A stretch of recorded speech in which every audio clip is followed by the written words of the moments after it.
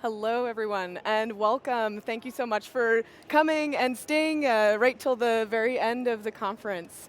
I'd just like to see a quick show of hands before we get started of who learned of explain data for the first time in the keynote this week. A few people, okay. And who is on 2019.3 or 2019.4? Okay, great. So explain data was introduced in 19.3. So everything that you learn in this session today, if you're on that version, you'll be able to go away and apply that right away. So just a bit about myself. My journey with explain data started in June of 2018 with a press release while I was on vacation, which announced the acquisition of empirical systems from MIT's probabilistic computing lab. And when I read this, I thought, oh my gosh, we're about to acquire some amazing statisticians as colleagues. I must meet these people and tell them about Tableau customers. And so in a decided ask for forgiveness later decision, I just abandoned my flight back to London and instead showed up in Vancouver 2 days later to say, to show them how Tableau works and discuss customer use cases. And now here we are 18 months later with a fully functioning product. So just a bit about the agenda for the session today.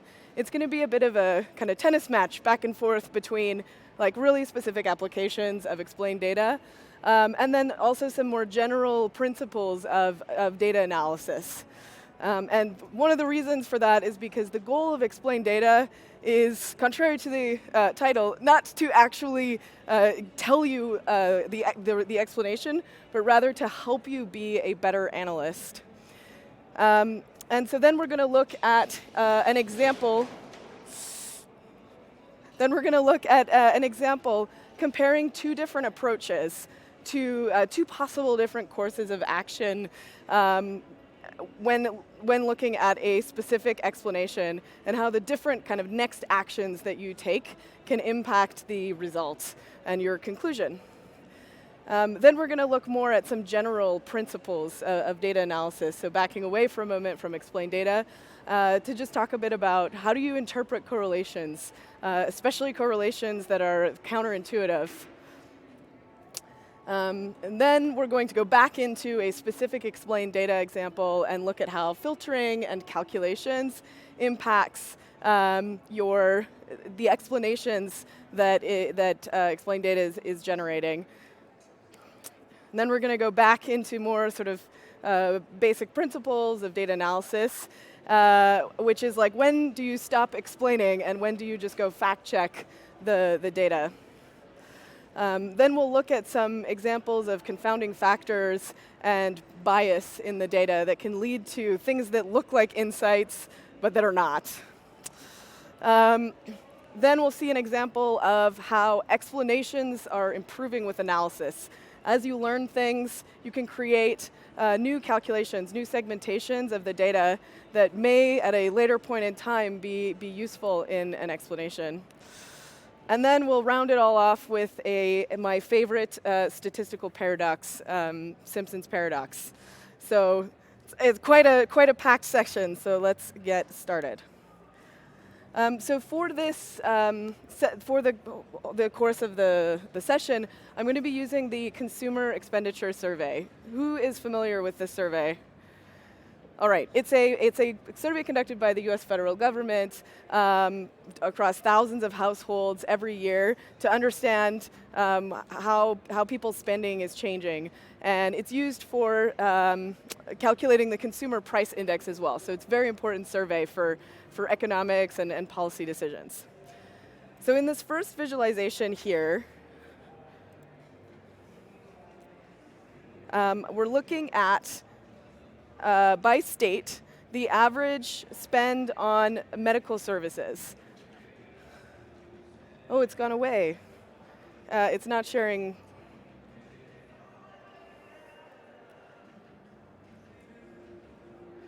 Duplicate. There we go. We're all good.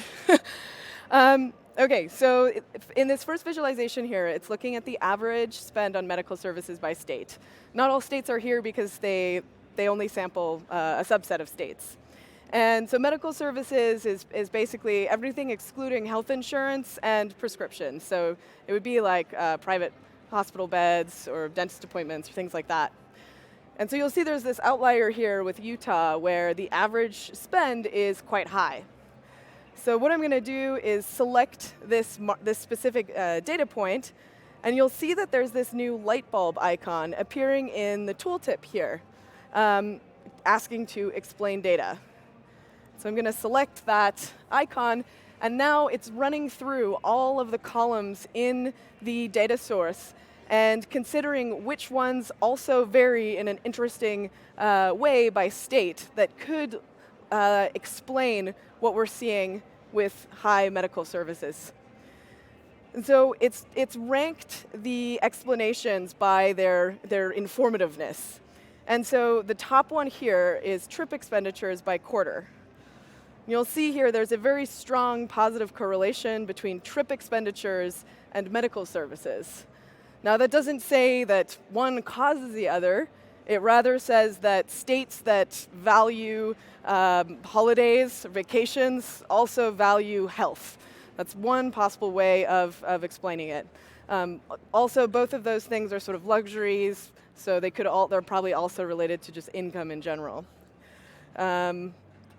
Medical services is a luxury, not basic health. Anyway, healthcare is also correlated because medical services is just one tiny subset of the total healthcare spend. Now, if we look at some of these other explanations here, there's the number of bedrooms in the household, the number of income earners, the number of babies in the family, number of children under 18, number of rooms in the living quarters. So this one here is a dimension, and so you get different visualizations as explanations for measures versus dimensions. With measures, we present the explanation as a scatter plot, and with dimensions, we present the explanation as these kind of proportional bar charts here.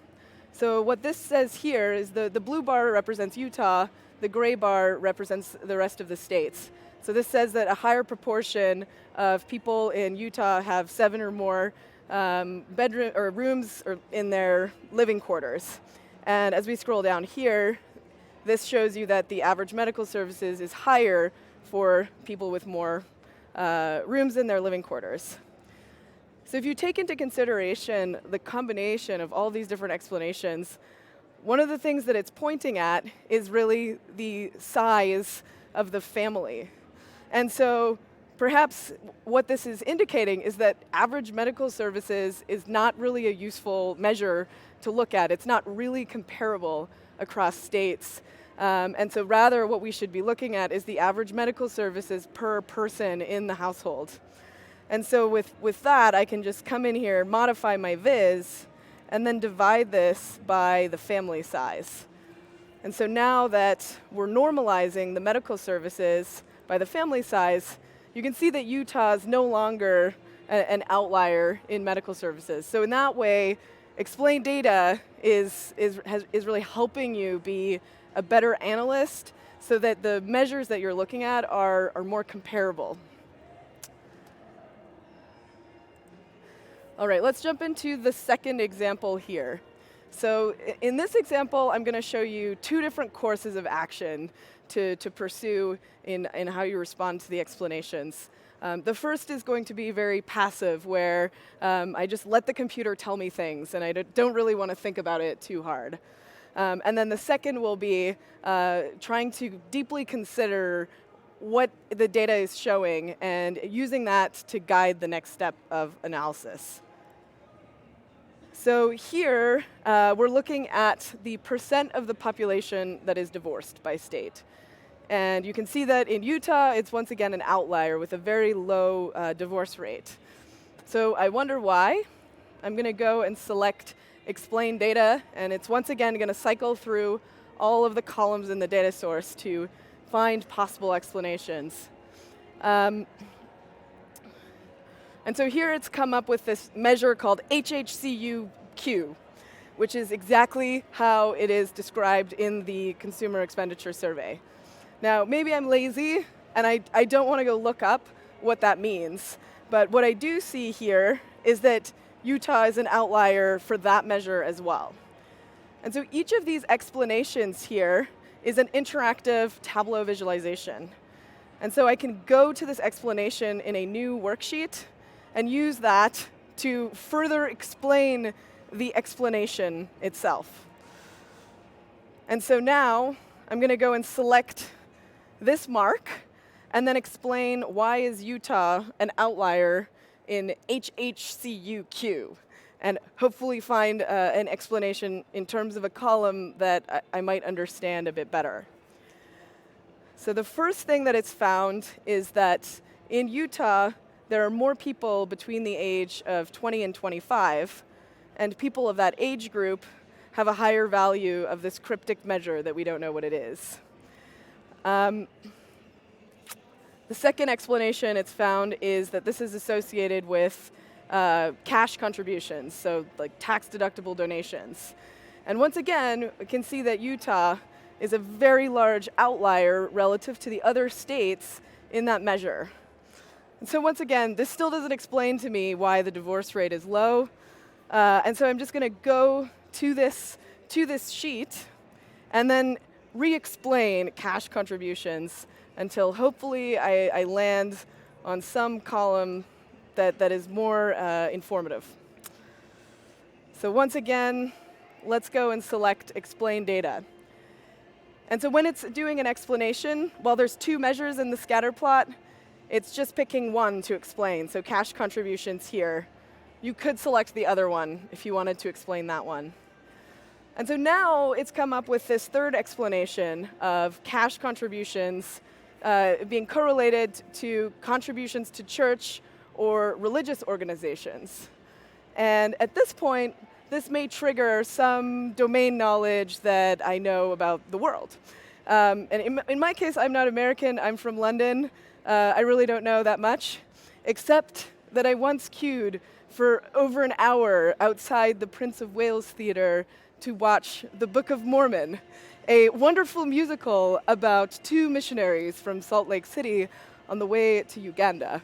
And so with that tiny piece of domain knowledge that I'm able to associate with this visualization, I could now further extrapolate and say, there are Mormons in Utah, and Mormons are less likely to get divorced. Therefore, that is why the divorce rate is low.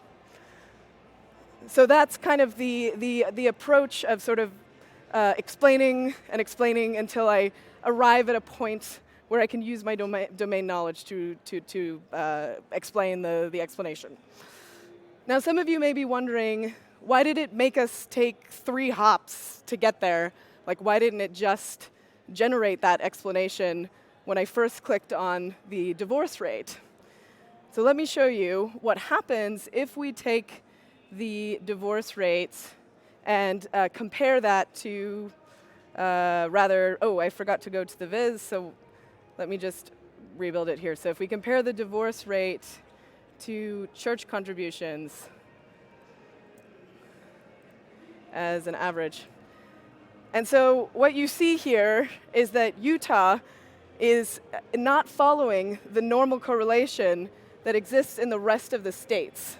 In all other states, divorce increases with contributions to church or religious organizations, while in Utah, that the opposite is true.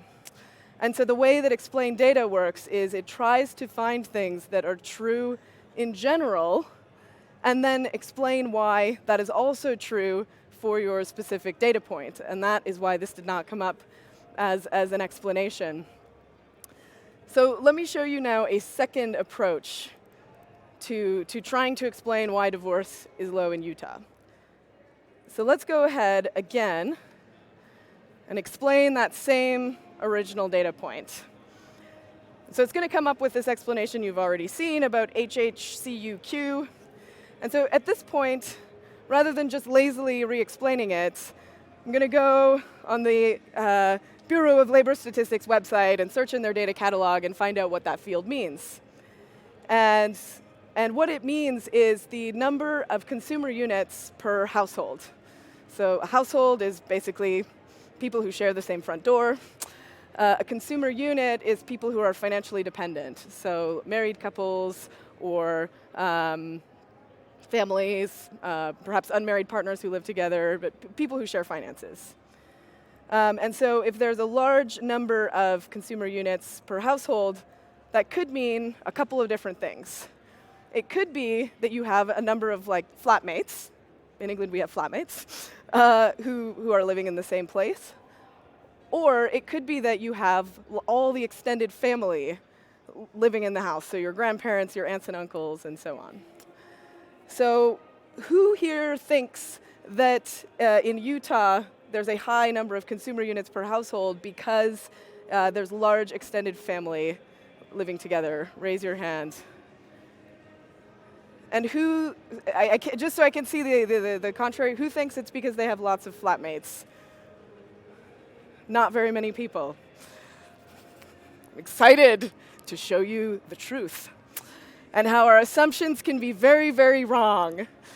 So in order to validate that hypothesis, one thing that I could look at is the marital status. People who are married are more likely to live with extended families. People who are unmarried are more likely to live with flatmates. And so let's go and grab marital status. And so for divorced and separated people, obviously 100% of the divorced people, I'm going to just remove that measure because it's not very interesting here. Then when we look at this by marital status, we see something rather interesting here, which is that our assumption was wrong. It is the unmarried people in Utah who are living in households with many consumer units. So these are much more likely to be kind of flat sharing situations. And then we may want to see as well, is that a large portion of Utah's population? And so if we grab the number of records, I'll drop this on size, and then I'll look at a percent of total within each state. And so now what this tells you is that a quarter of Utah's population is unmarried people who live with, on average, 3 other consumer units in their household. I found this rather surprising.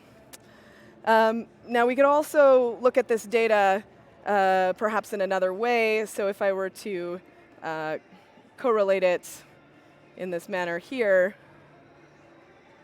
now we're seeing something really interesting, not just about Utah, but about other states as well. So if I drop this on label, what you see here is that the District of Columbia has a much, much higher proportion of unmarried people versus the rest of the United States. And it has a much lower proportion of married people. So one of the things that you'll want to do as you're kind of learning more about the data is think of interesting segmentations and interesting groupings that you could add as calculations. So one of the things that we've just learned is that having flatmates is something highly relevant for unmarried people, but for all other marital statuses, it doesn't really make much of a difference. And so you could create a kind of a calculation that conditionally breaks down whether you have flatmates or not for unmarried people, but not for other marital statuses. So a calculation like this, for example, I'm just breaking unmarried into flat sharing versus not flat sharing, like living alone, and retaining the grouping for all other marital statuses. And so if we grab this here and drop this on color instead, now it's really gone and separated out that unmarried flat sharing cohort in an interesting way.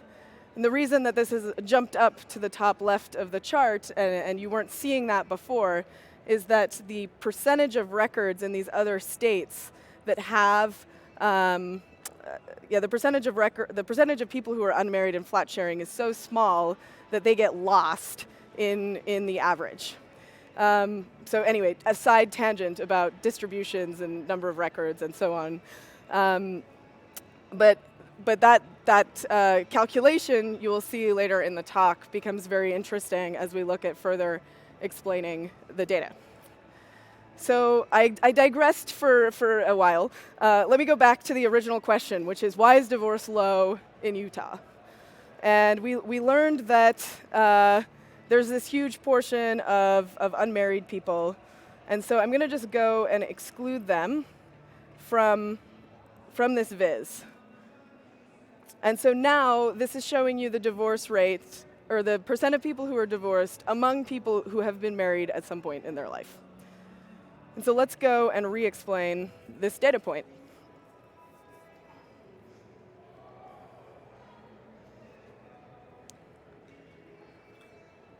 And so now we've come up with a very interesting explanation here, showing a correlation between family size and divorce rate. It's a very strong negative correlation.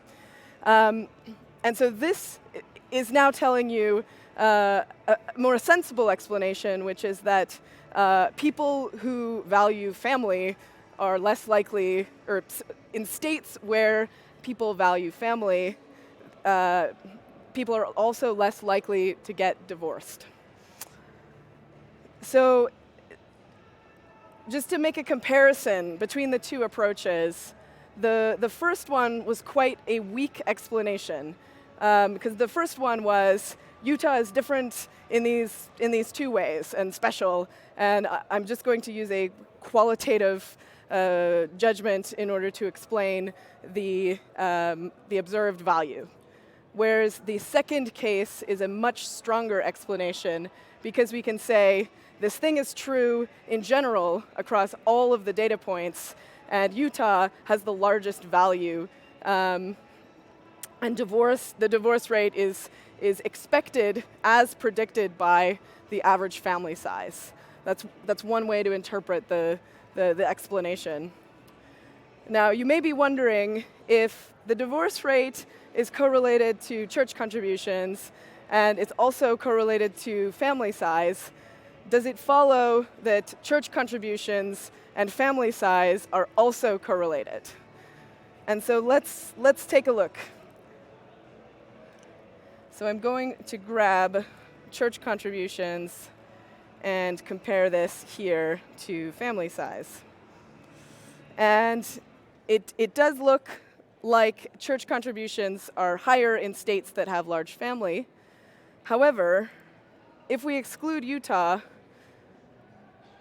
that correlation completely disappears. So that correlation is entirely being pulled by one data point. So they're not actually correlated. So let me just go and convert this here to a dimension, and let's make it discrete so that we can group all of the values that are above sort of family sizes of 6 or higher.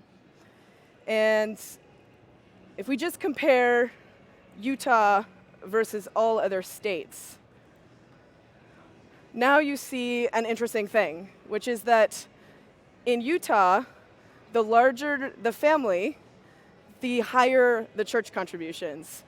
Whereas in all other states, church contributions doesn't increase with family size. And so the original explanation I gave was there are Mormons in Utah and Mormons are less likely to get divorced. However, a better explanation, a stronger line of reasoning, would be that Mormons value family, and people who value family are less likely to get divorced, as you can see here. And that then holds true for all other states.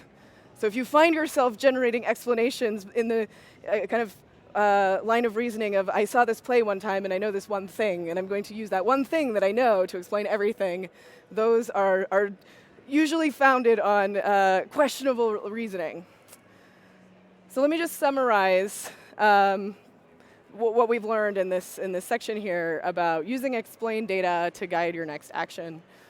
So when you see a correlation, try to form a hypothesis for why that correlation might be occurring. So our hypothesis was, is it flat sharing people or is it extended family? And then find ways to validate that hypothesis. And so here we did that by looking at marital status. And then filter the data down to subsets where the unexpected value is perhaps more pronounced. So in that case, we excluded the unmarried cohort, which was sort of throwing off the distribution because 25% of people in Utah are unmarried.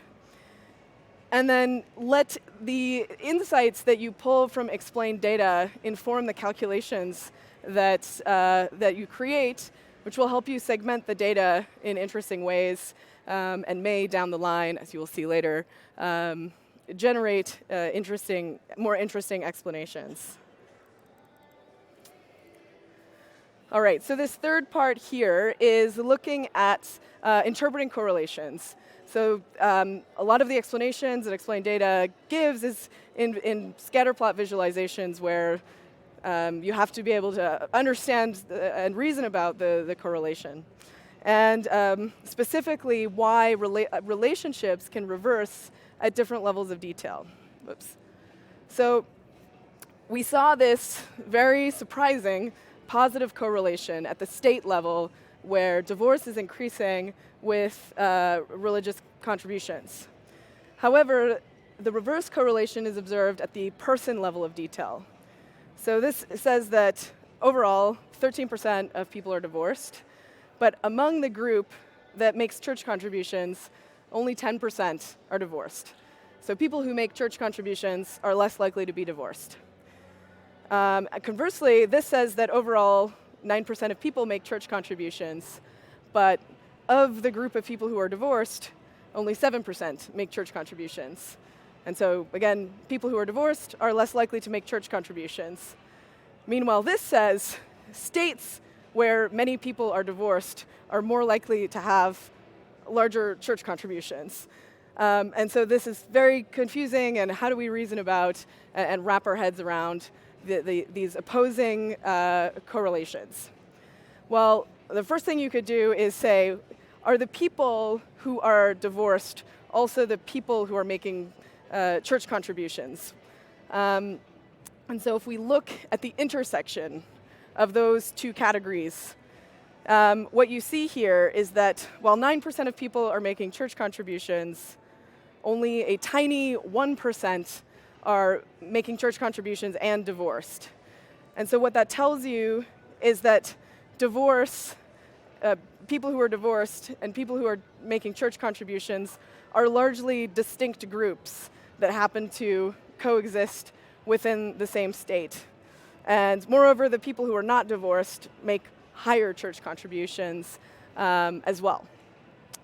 So this raises another interesting kind of question, which is when you're looking at the average of church contributions, 91% of the records that are being used in that average are null. And so it could be, because there's such a small proportion of records, that a few extreme values are just dramatically changing the average. And so one thing you can do here is try to make the correlation disappear by converting those null values to 0.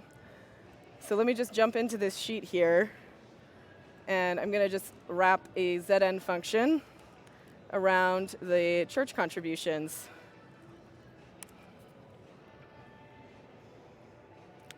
And now we see an interesting thing, which is, well, first of all, the correlation continues to exist. It is not disappearing. And second of all, Alabama has really jumped out as an outlier here. And so if you're thinking about, like, why is that? The fewer records that were non-null, or if there are very few, if there are very, very few non-null records, converting the nulls to 0 is really going to shift down that average. Whereas if you had a larger proportion of non-null records, that average won't be modified as much by converting the nulls to zeros. And so perhaps what this is saying is that more people in Alabama make church contributions. And so if we look at that here, I'm going to just click on Alabama, and it's going to split it out. And we can see, indeed, that there are twice as many people making church contributions in Alabama as elsewhere. And of the people who are not divorced, they're making contributions of about $1,000 more than the others. So kind of started out by trying to do a bit of like numerical reasoning around the average, and anyway, did not succeed at making the correlation disappear. And so at some point, you have to then start thinking about potential confounding factors. And so one thing that we know for sure is that the divorce and church contributions are happening to separate groups of people that live together in the same state. And so it could be that culture is in some way influencing both of those. One possibility would be that people who live in religious states, but who are not themselves religious, still follow some aspects of religion, like religious tradition, like they may be more likely to get married young, for example, or they may be more likely to get married in the event of an unplanned pregnancy, or things that would lead you to be more likely to get divorced. And so the point with this here is that the Consumer Expenditure Survey obviously does not have that data, but you always want to be thinking about what isn't in my data that could be driving this correlation. So let me just go and summarize this section here. So a few questions to ask yourself when you're faced with a correlation that looks very counterintuitive. So one is, are both of the effects observed within the same set of records, or is it within different sets of records that coexist in the same group of data? Then always be thinking about null values as well, especially when looking at averages. So are a large proportion of the records null, and if so, what happens when you convert the nulls to 0 or exclude them? And then also consider the confounding factors that could be driving that relationship, which may or may not be in your data. So that was a bit of theory, and we'll go back into explain data. So in this next example, I'm going to show you how filtering, aggregation, and calculations can impact the explanations that you get out of explain data. So we were looking at divorce. We saw that it's correlated with church contributions. Now I'm going to look at church contributions, and let's see if divorce comes up as an explanation.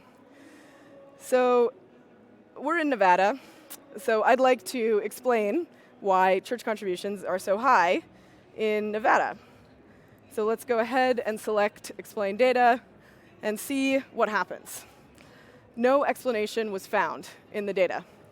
And the reason was, if you recall back to that scatter plot where Utah is a crazy outlier between religion and divorce, the relationship between religious contributions and divorce does not exist so long as Utah is included.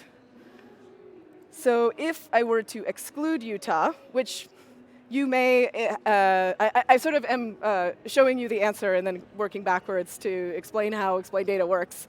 But you as a human may know, like, Utah is a different religion primarily to the rest of the United States, and so perhaps the reason its contributions are high is different to the reasons that other states' contributions are high. And so in that case, you could use your domain knowledge to know that, to exclude that particular value. And now, if we go and explain data again on Nevada,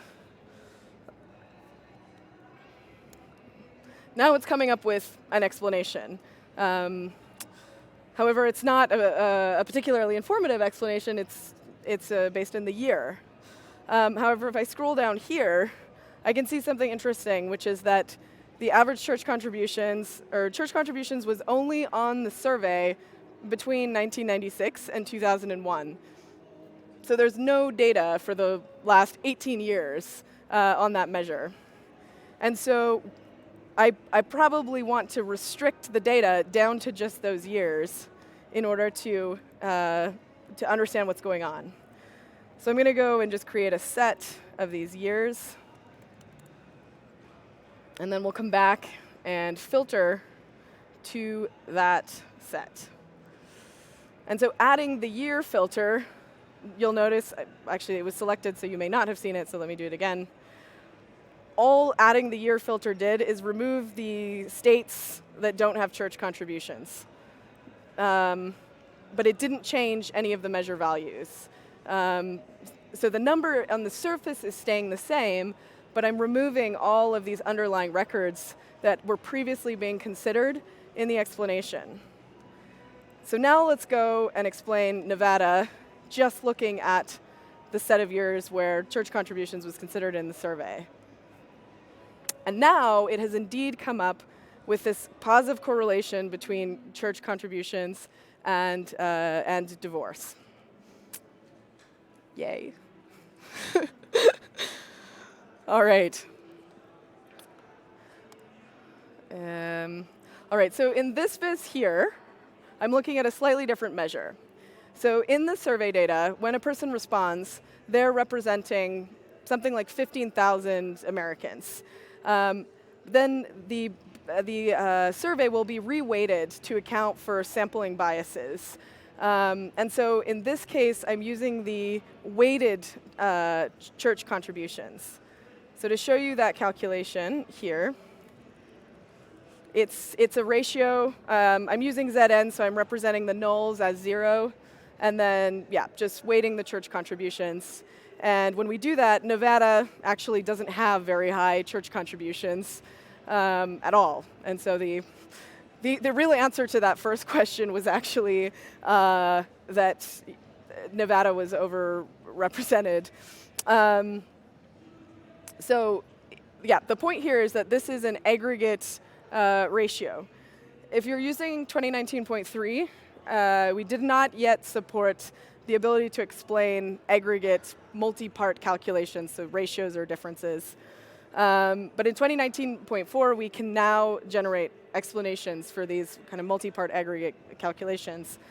However, there's some more nuance, and this is not for any other reason than we're just still building it. The ratios will not consider measures. They will only consider dimensions as of 2019.4. For anyone who's watching this recording and it's significantly beyond November of 2019, this may no longer be true. All right. So let me go and explain Alabama, which has popped up here as the largest kind of outlier. And it hasn't found any explanation in the data. And so some things that will impact explanations, in this case, I know it's only considering dimension values. And so if I were to convert a measure to a dimension through a bin calculation, it may then appear as an explanation. And so let me show you what happens here if we create a bin calculation here. That was supposed, there we go. And so this here is now just taking that church contribution metric and then it's grouping it into kind of quartiles. So if we go and now save that calculation, let's see what happens when we re-explain our particular data point. Another thing I'll add is that, again, in 2019.4, may not be true always, we don't yet consider bins or groups or sets in explanations, so you can just reference them in a calculation if it's something you would like to be considered in explaining the data. So now let me go and re-explain Alabama here.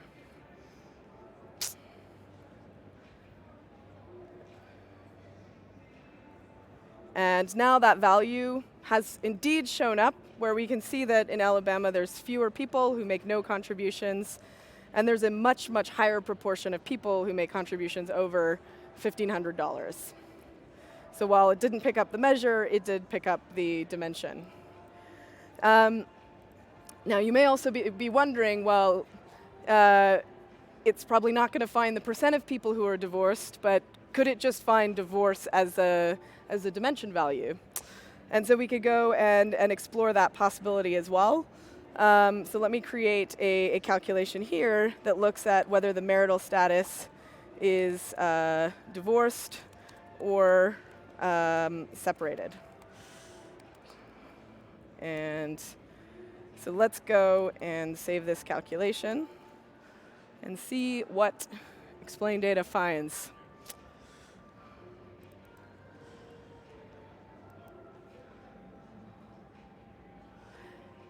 And another thing I'll add is that if you want to make explain data run faster, you can hide columns in your data that you know are not interesting. Yeah, the more columns there are, the longer it will take to run because it considers them all. So now let's go and re-explain Alabama and see if that divorce calculation is showing up as a dimension, and it is not. And one reason may be because kind of in total, the group of divorced people may not be interesting. But if we break down the divorced population who makes church contributions, they may be special and different in some way. And so one of the ways to get better explanations out of your data is to consider which combinations of things may be unique. And so if we go and create a calculation that takes the intersection of divorce and church contributions, let us see what happens here. So in this case, I'm just creating those 4 categories of like whether people are divorced and making church contributions or not. So it's the same category that we saw in that stacked bar chart earlier on. Thought I hit OK here. Wait. All right. And so now, let's go and re-explain this, having added that combined field.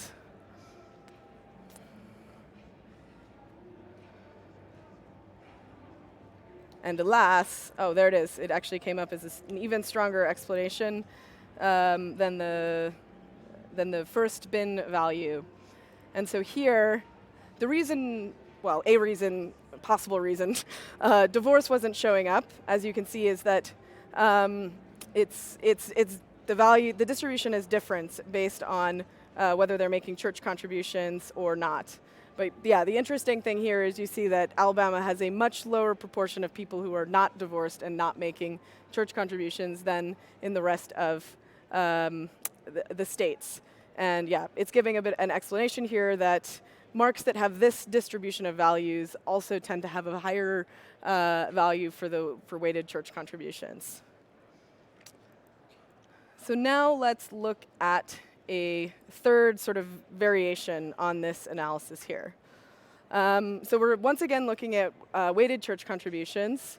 I brought back Utah, and I filtered out the I filtered to just keep the non-null values. So right now, so what that means is that it's only going to consider the set of people who make church contributions in the explanations here. So now let me go and select Utah and explain why are church contributions higher among the set of people who make church contributions in Utah.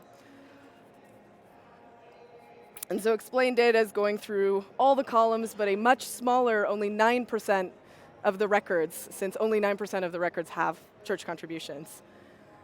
And a very surprising explanation has come up, which says that over 40% of the population, of the church contributing population of Utah is between the age of 18 and 24. Then if we look at marital status,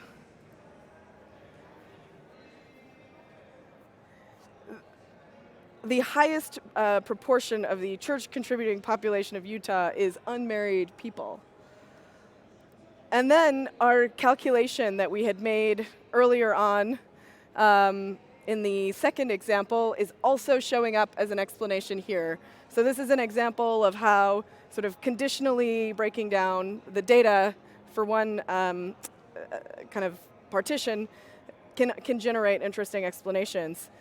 And so here we see that it's specifically the unmarried flat-sharing cohort of Utah that is representing a much higher proportion of the church-contributing population of Utah. And their unmarried living alone is actually underrepresented relative to other states. And so this is very surprising. I'm going to go to this sheet and see not just like the distribution of people, but how much each of those groups is donating. So if we grab our measure of church contributions here and break this out here, I'm going to split it up by Utah versus other states. And I think if we do this, this, and then turn this off. Okay, so what you see here is that the married, so there are fewer married people in Utah, but of the people who are married, they're making like 3 times higher donations than married people in other states.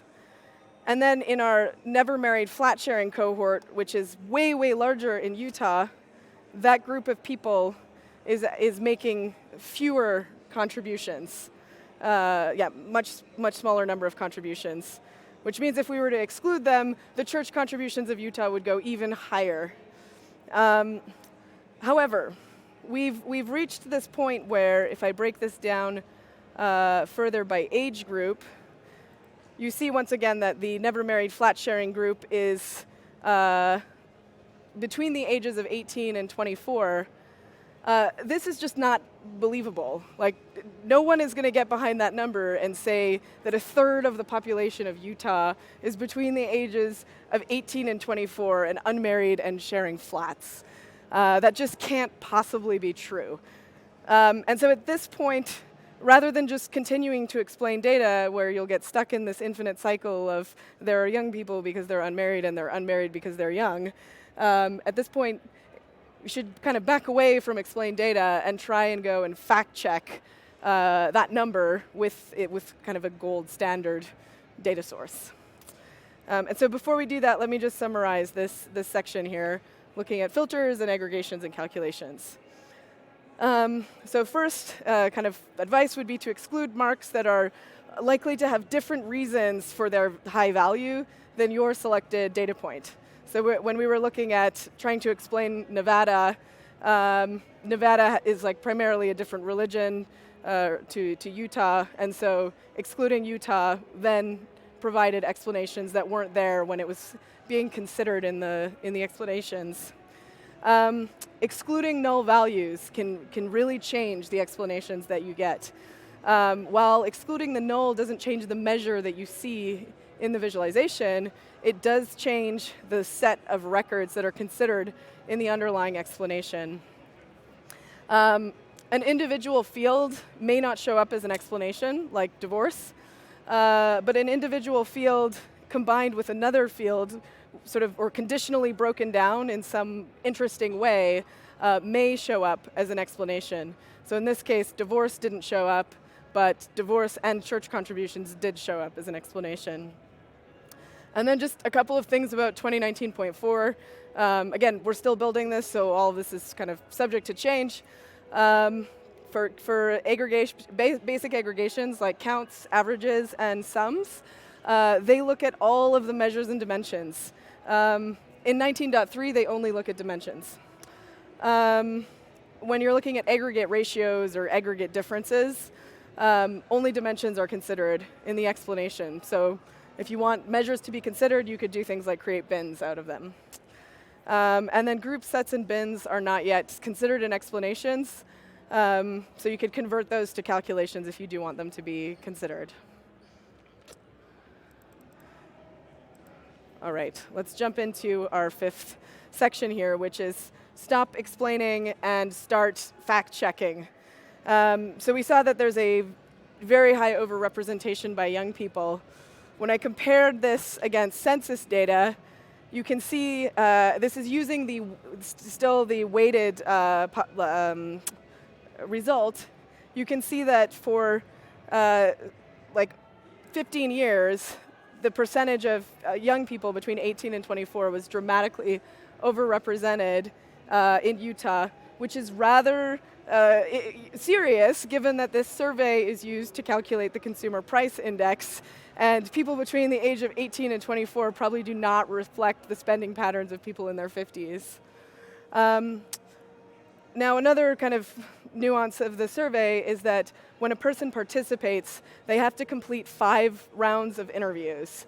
And so this measure is actually looking at the percentage of interviews, not the percentage of people. If we look at the percentage of people, then they're even more overrepresented. And so this discrepancy between number of interviews, or percentage of interviews versus percentage of people, tells you an interesting thing about 18 to 24-year-olds, which is that they are less likely to complete many interviews. They're more likely to drop out and not make it through the 5 interviews. And so one of the kind of, in this case, we've sort of discovered a new path of analysis, which is, exploring the hypothesis of whether the retention rate of the number of surveys that people complete is related to age, which would be, again, another source of bias in the Consumer Expenditure Survey. So if we look at the, where is it? The number of interviews completed, so the average number of interviews that each household is completing, and then break that down by age.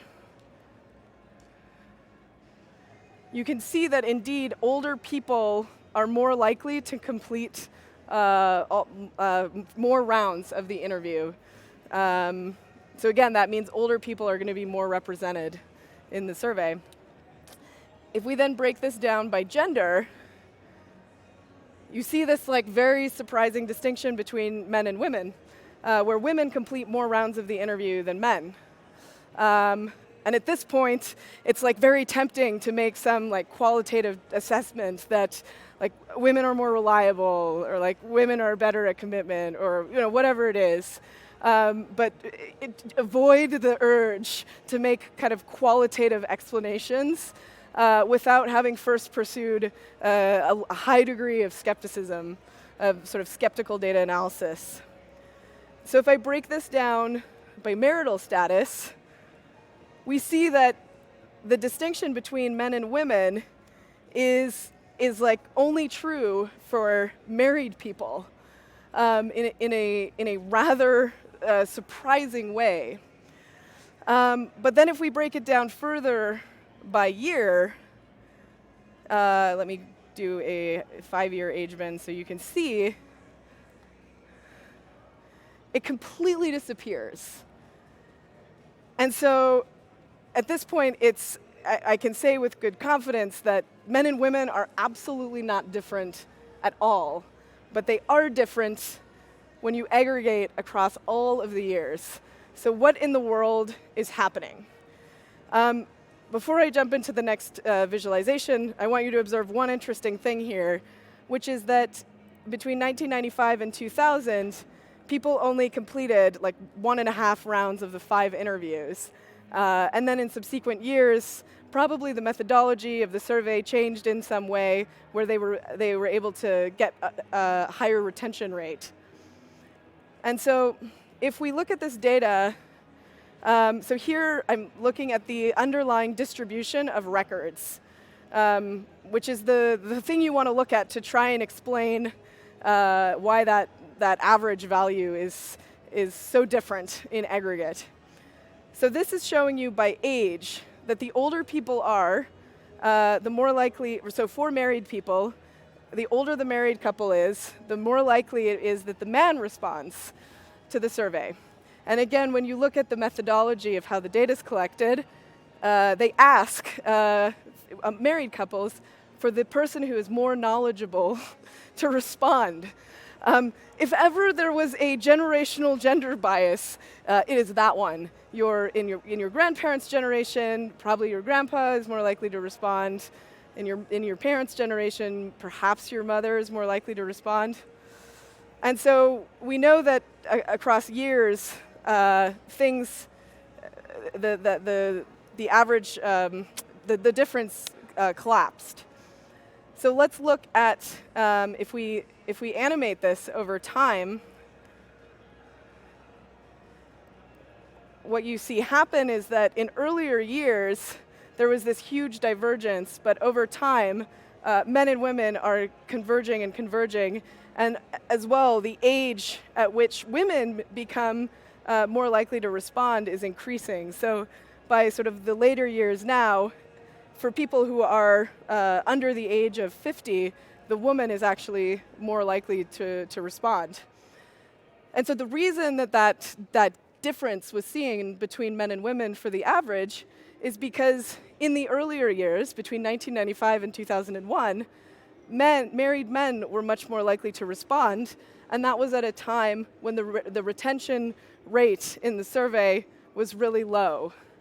And so, yes, there is no insight, there is only bias. And sometimes the bias is the most interesting insight, particularly when dealing with a survey that has enormous economic and political impacts on the country. I discovered in pursuit of this analysis that there is in fact an organization that exists with the sole purpose of detecting bias in surveys, and they have their own conferences.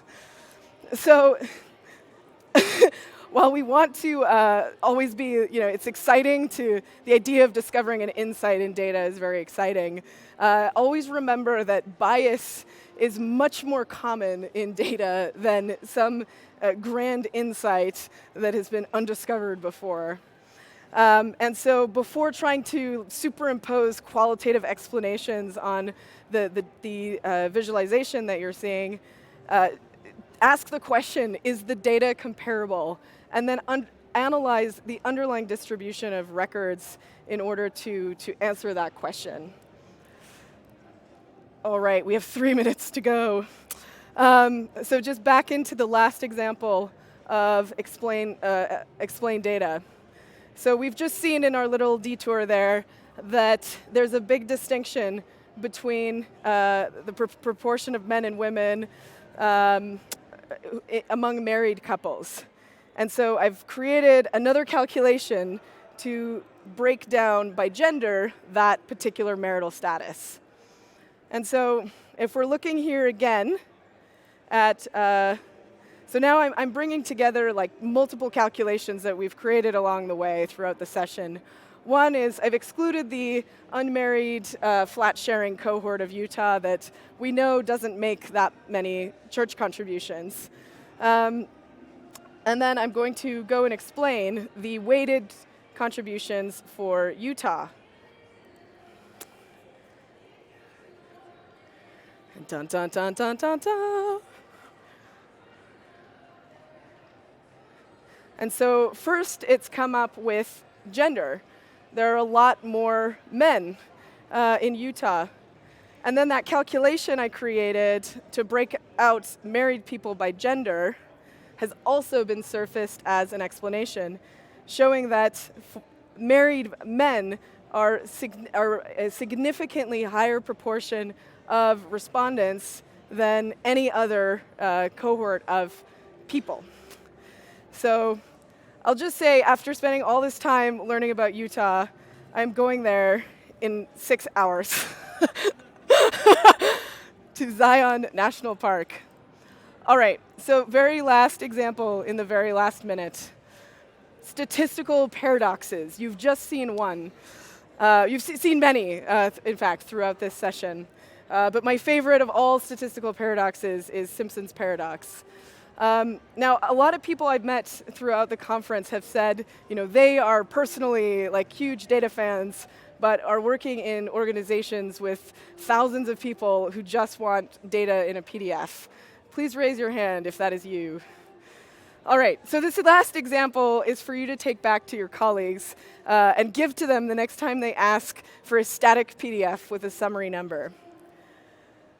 So this viz is showing the percent of married people between Utah versus other states. 63% of Utah is married. However, when we break this down by age, watch what happens.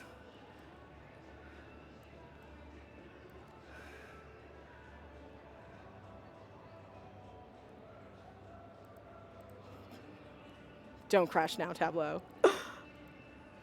And then when we look at this as a line chart,